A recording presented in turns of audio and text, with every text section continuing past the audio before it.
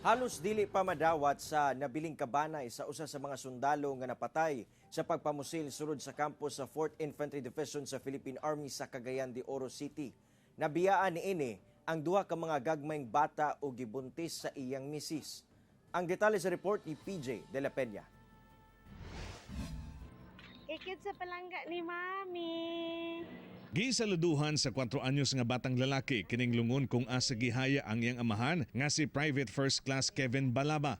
Idolo matud pa niya kaayo ang iyang amahan o gusto sab niini nga magsundalo.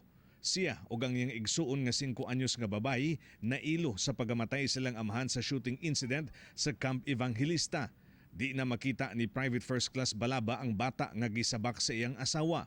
25 anyos pa si Private First Class Balaba ug kinamanghuran sa upat ka magsuon. Tulo sa ilang magsuon nga lalaki puros mga sundalo. Buutan matud pa kini nga manghod ug matinahuron sa mga ginikanan ug igsuon. Iyahang mga anak manggod is kanang gina-idolize nila ilahang daddy ba. Nga kana betang kuan gina-look forward ito na nga mauli ako ang daddy. Inga samot na to iyahang anak nga lalaki kay gusto din siya magpareha sa iyahang daddy. So, every time nga mo atubang siya sa coffin sa iyahang daddy, kay mo salute din siya. Gina-idolize niya iyahang papa. Kabadi matud pa ni Private First Class Balaba ang suspect nga si Private Jomar Villabito.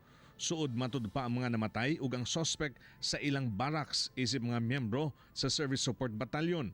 Plano sa kabanay ni Private First Class Balaba nga ipahimutang ang patayng lawas lang igsoon sa Iligan City ug maplastar ang nabian nga asawa ug mga gagmayng mga anak. Hinaot lang pud unta sir na katong sa mga tao nga naapoy mga problema personally.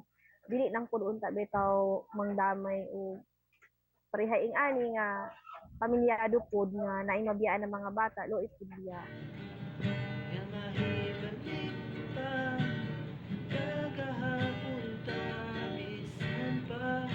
Ako si PJ De La Peña para sa At Home with GMA Regional TV.